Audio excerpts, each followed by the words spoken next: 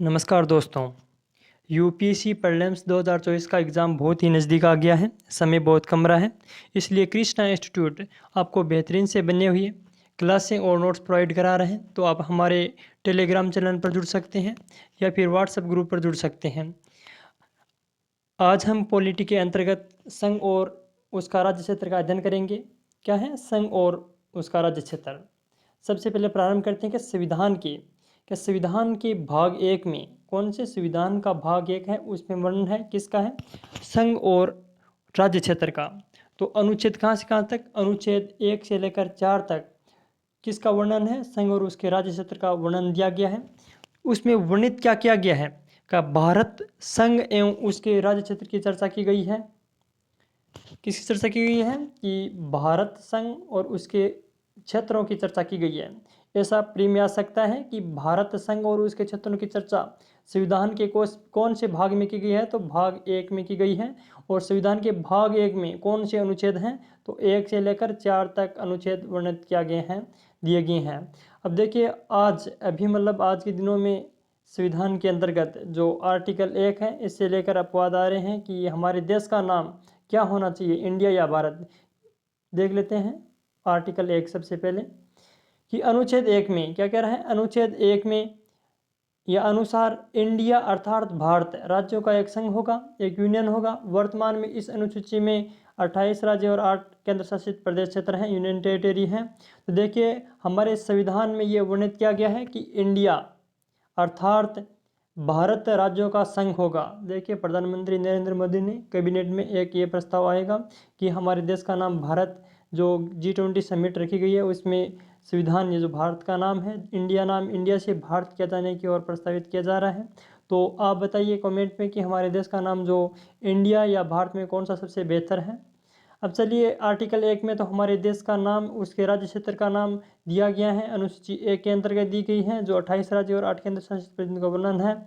अब देखिए संघ राज्य क्षेत्र के शासन के लिए क्या कह रहा है कि संघ राज्य क्षेत्र के जो केंद्र शासित प्रदेश हैं उनके शासन के लिए विनिमय कौन बनाता है? क्वेश्चन आ सकता है, तो राष्ट्रपति बनाते हैं। बड़े में क्वेश्चन आ सकता है कि जो संघ यूनियन टेरिटरी है उनके लिए विनिमय कौन तैयार करता है, कौन बनाता है? तो राष्ट्रपति बनाते हैं। और तथा नियुक्ति प्रशासक के माध्यम से क्या है? नियुक्ति प्रशासन के माध्यम से संघ राज्य क्षेत्र के शासन चलाते हैं, जैसे राज्यपाल होता है उस तरह से उसका गवर्नर वगैरह चलाते हैं। अब देखिए अनुच्छेद 2 में क्या है? अनुच्छेद 2 में यह कहा गया है कि आर्टिकल 2 में क्या है? संसद विधि द्वारा संघ में नए राज्यों का प्रवेश कर सकती है और उनकी स्थापना कर सकती है। क्या आर्टिकल 2 में क्या है? बहुत महत्वपूर्ण है। क्वेश्चन आता है कि कौन से भाग में, कौन से अनुच्छेद में संसद विधि द्वारा संघ में नए राज्यों का कोई प्रवेश कर सकती है और उनकी स्थापना कर सकती है। जैसे किसी राज्य का क्षेत्र लेके उसका नया राज्य निर्माण कर सकती है और स्थापना कर सकती है।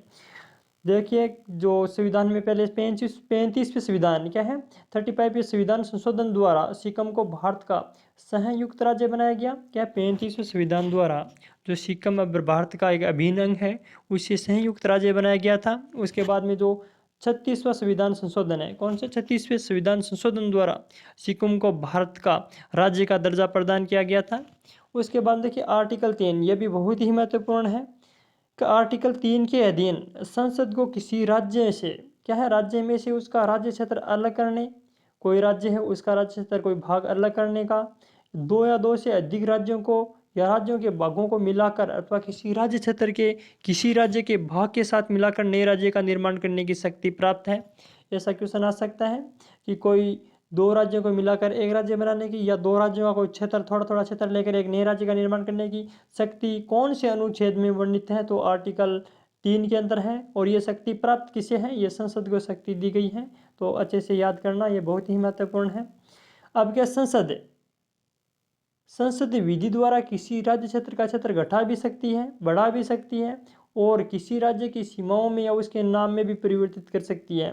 किसी राज्य का क्षेत्र घटा भी सकती है, बढ़ा भी सकती है, और उसकी सीमा भी परिवर्तित कर सकती है। ये अधिकार किसको है? संसद को है। और किस तरीका से है ये भी महत्वपूर्ण है, विधि द्वारा ही। अब देखिए इस प्रयोजन हेतु राष्ट्रपति की सिफारिश के बिना संसद के किसी भी सदन में कोई भी विधेयक पेश नहीं किया जा सकता। किसी राज्य का क्षेत्र घटाकर या बढ़ाकर किसी क्षेत्र में मिलाना है तो इस प्रयोजन हेतु कोई भी विधेयक संसद में तभी पारित या पेश किया जा सकता है जब राष्ट्रपति की पूर्व सहमति होती है। अब देखिए आगे पॉइंट क्या है कि यदि विधेयक का प्रस्ताव किसी भी राज्य के क्षेत्र किसी राज्य क्षेत्र उसकी सीमा या उसके नाम को प्रभावित करता है तो वह विधेयक राष्ट्रपति द्वारा संबंधित राज्य के विधानमंडल के पास उस पर राय व्यक्त करने के लिए भेजा जाता है। महत्वपूर्ण लाइन है, ये क्वेश्चन प्री में आता है कि जब किसी विधेयक राज्य क्षेत्र किसी राज्य से राज्य क्षेत्र या सीमा में आदि में परिवर्तन क्या प्रभावित किया जाता है तो को संबंधित विधेयक को किसी राज्य विधानमंडल के पास भेजा जाता है या नहीं जाता है तो उसके पास भेजा जाता है और राय व्यक्त करने के लिए ही भेजा जाता है। क्या कह रहा आगे का इस प्रकार की राय राज्य द्वारा राष्ट्रपति द्वारा निर्दिष्ट अवधि के अंदर व्यक्त की जानी चाहिए। जो राज्य के पास विधेयक भेजा जाता है केवल राय व्यक्त करने के लिए भेजा जाता है तो इस प्रकार की राय राज्य द्वारा राष्ट्रपति द्वारा जो निर्दिष्ट अवधि है जैसे 15 दिन जैसे भी अवधि है 14 दिन अंदर व्यक्त की जानी चाहिए। किंतु राज्य जो विधानमंडल द्वारा व्यक्त विचार राष्ट्रपति और संसद पर बाध्यकारी नहीं है, उस पर प्रभाव नहीं पड़ता है। राज्य के विरुद्ध जाकर भी संसद विधेयक पारित कर सकती है, किसी राज्य से क्षेत्र लेकर नए राज्य में प्रवेश कर सकती है या दे सकती है या निर्माण कर सकती है। अब आर्टिकल 4 तो सबसे महत्वपूर्ण है।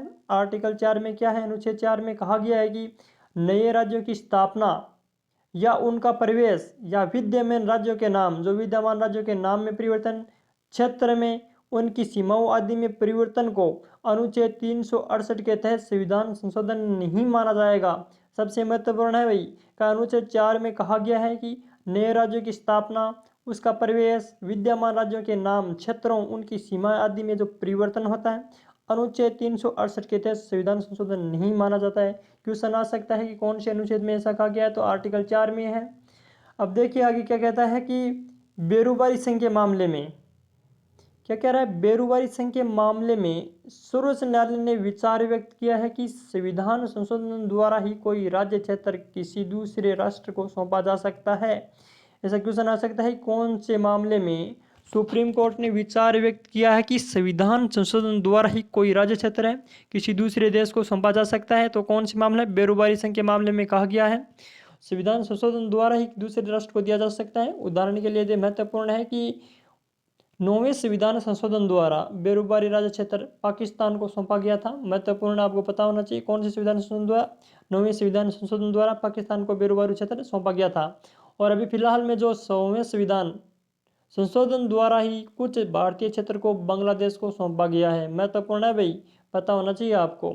और इसके बाद में हम फंडामेंटल राइट है और अगली कक्षा में अध्ययन करेंगे। धन्यवाद दोस्तों।